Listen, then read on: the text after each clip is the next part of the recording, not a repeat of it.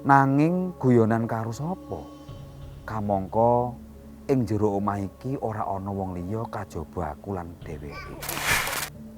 Tumekaning sawijining dina nalika bapak lan ibu lagi tindak ngrawuhi undangan saka kanca kantore bapak.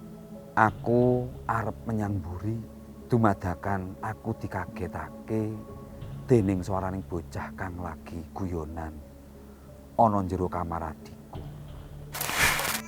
Tak parani kamar iku jebul lawange kekuncen, cetha banget swara gumreneng iku suarane adikku. Nanging guyonan karo sapa? Kamangka ing jero omah iki ora ana wong liya kajaba aku lan dheweke.